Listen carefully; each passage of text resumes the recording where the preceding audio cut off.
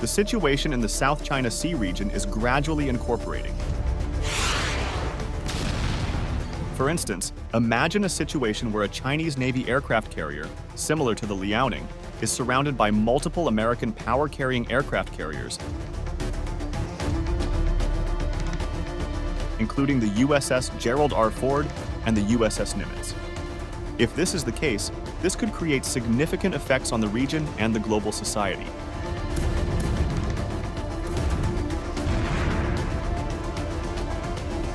The South China Sea is very vital strategically and highly claimed, given it impacts world trade, estimated at over $1 trillion on a daily basis. Today, the United States and China still have their military stakes in this important maritime channel. Suppose that the Chinese Navy mobilized a fleet to practice around a set of islands, which complies with previous actions by China of asserting dominance over the South China Sea. In parallel, there is an upturn in tensions. The USA enforces its naval power by positioning aircraft carriers close to the Chinese fleet. In such a scenario, reactions from both parties would be crucial.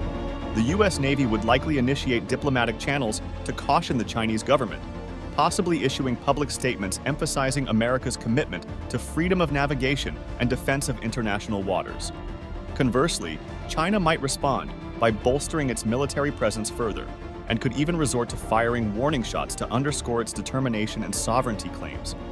Such a standoff could escalate regional tensions significantly, posing risks of inadvertent military engagement with potential global repercussions. What might happen if tensions were to escalate further? The Chinese Navy could potentially respond by relocating their aircraft carrier closer to their coast, within the protected waters of their territorial seas. This operation is to consolidate the elder states' strategy for averting stand-up to US Navy ships. But if the antagonism augments, both navies may reach a level where they constantly probe each other at different positions to gain the upper hand on the other. Reflecting on this, what would you think about how such a confrontation could go into the future? You may share your opinion in the comments section below. The idea of having a diplomatic relationship is also still in the air. The conflict between the US and China and their naval forces would incite the rest of the regional actors, including Japan, South Korea, and countries in the Association of Southeast Asian Nations, ASEAN. Such countries will probably enhance their naval force and may conduct maneuvers with the USA. Such a collective action would help to build solidarity and would put pressure on China to stop its provocative actions in the region.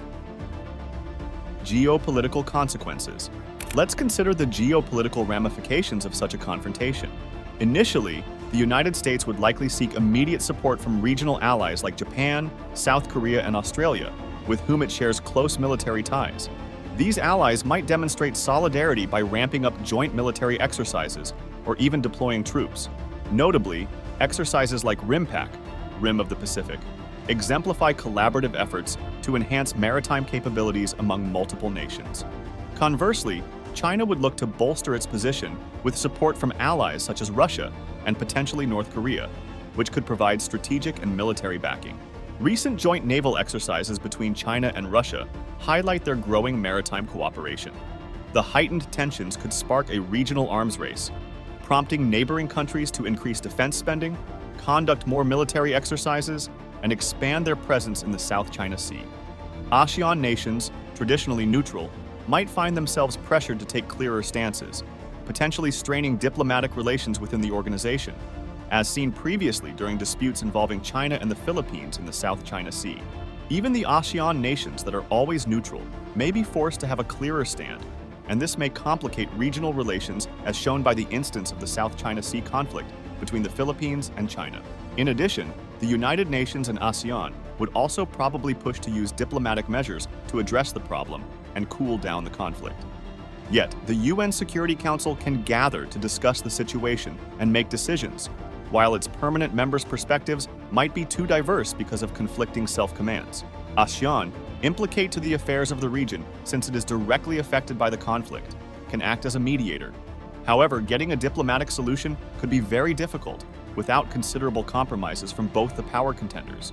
The United States would likely ask China to reduce its military actions in the disputed waters, since China would likely seek the claim to sovereignty over territories. These conflicting needs cause difficulties in reaching a middle ground, perhaps keeping tensions and threats thriving. Mentioning the Scarborough Shoal case between China and the Philippines also reflects that a diplomatic solution is not easily attainable without compromise. Military capabilities. Understanding the military capabilities of both parties is crucial in this scenario. U.S. aircraft carriers are capable of incorporating the most modern technologies and weapon systems, such as the F-35C Lightning II fighter airplanes, the Aegis Combat System Missiles Defense System, and powerful E-wares. These carriers are supported by a powerful fleet of escorts, embodied by cruisers, destroyers, and submarines, which strengthen their exemplary defense and attack capabilities. In contrast, China has made significant strides in modernizing its navy in recent years. While Chinese aircraft carriers like the Liaoning and the Shandong are newer but less advanced compared to their U.S. counterparts, China is actively investing in deploying new technologies. This includes the development of nuclear-powered submarines, hypersonic missiles, and advanced air defense systems. China has also expanded its fleet of modern fighters and bombers capable of operating from both land and sea bases.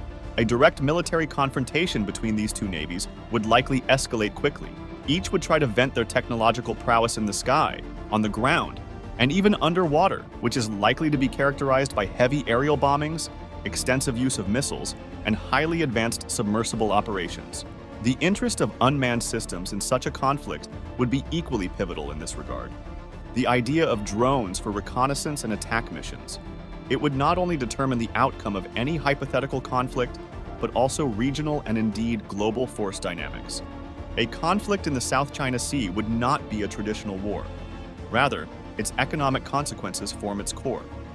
The disruption of shipping in this particular area of the global economy poses a threat to global economic activity and causes the cost of transportation to rise significantly. They may manifest themselves as increased levels of stress and economic instability within the global markets. Thus, sectors that are crucial to the South China Sea, like the oil and gas extraction industry, because of its abundance and exploration, would be most affected. This disruption could potentially lead to a global rise in energy prices, impacting economies reliant on stable energy costs. Technological innovations in naval warfare. In any potential confrontation, technological advancements would be pivotal.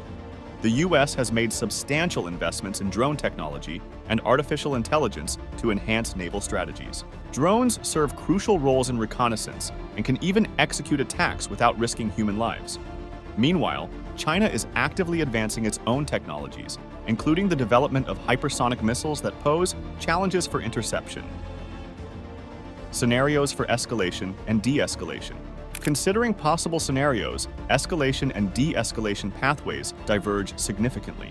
In terms of escalation scenarios, a minor incident could rapidly escalate due to miscommunication, misinterpretations, or unexpected military maneuvers. An event such as a naval collision or an accidental missile launch could trigger a chain reaction of military responses. It can grow up to a full-scale war with multiple countries being involved, and this is not a distant possibility. This may involve scientifically the U.S., as well as China's potential allies like Japan, South Korea, Australia, and possibly Russia, dragging down a complicated, devastating war. When such a situation occurs, the application of sophisticated weapon systems, such as hypersonic missiles, drones, and cyber warfare, would make it challenging to control the advancement of war. These technologies could cause swift and extensive damage and keep the conflict going, becoming worse. Additionally, civilian infrastructure, including communication and energy systems, might become targets, exacerbating economic and humanitarian crises. Conversely, de-escalation is also conceivable. Following initial exchanges and possibly limited military actions, both parties might recognize the catastrophic consequences of a full-scale war. Diplomatic channels could then swiftly open to prevent further escalation. Successful de-escalation would likely necessitate military withdrawals, confidence-building measures, and sustained diplomatic negotiations. This could involve reducing military presence in disputed areas, establishing direct communication channels to prevent future incidents, and potentially conducting joint maritime exercises to foster trust between the parties. Do you believe an economic crisis triggered by a conflict could sufficiently compel involved parties to opt for de-escalation? Or are their strategic interests so paramount that even economic sanctions and diplomatic pressures would fail to deter a full-scale conflict? Share your thoughts in the comments section below. humanitarian consequences. The potential humanitarian impact of a military conflict in the South China Sea cannot be overstated. This densely populated region could see significant refugee movements due to the conflict. Moreover, military activities like oil spills and the destruction of marine ecosystems would cause lasting damage to the environment and affect the local population. Interests held by international organizations, including the United Nations, would be involved to sort out the conflict. The ASEAN nations could help bring together voices for a regional summit as an attempt at diplomating solutions. NATO could also get involved, depending on whether the conflict is limited to the South China Sea only. Comparison with other geopolitical tensions. To illustrate the extent of this threat, it is necessary to compare it to other crises on the geopolitical scale, like the tensions between India and Pakistan or Russia and Ukraine. Facilitating comparisons between current conflicts and those of the past helps to achieve greater understanding by pointing to how conflicts can intensify and using past conflicts to provide potential ideas for conflict management and resolution. Despite the fact that the actual encounter between the fleets of the United States and China in the South China Sea is still an extreme scenario among all the considered ones, it is still quite realizable of the existing world conflicts. Consequently, the result of such a confrontation would depend on the negotiation and bargaining capabilities of both powers, support from their allies, and other international actors and global conditions. What are your thoughts on the potential outcomes of such a confrontation? Do you believe it would result in a prolonged armed conflict, or could diplomacy ultimately prevail? Share your speculations and opinions in the comments below. For more in-depth analysis of geopolitical tensions and military strategies, subscribe to our channel. We value your opinion. What's your take on the future of the South China Sea? Let us know in the comments, and we'll see you next time.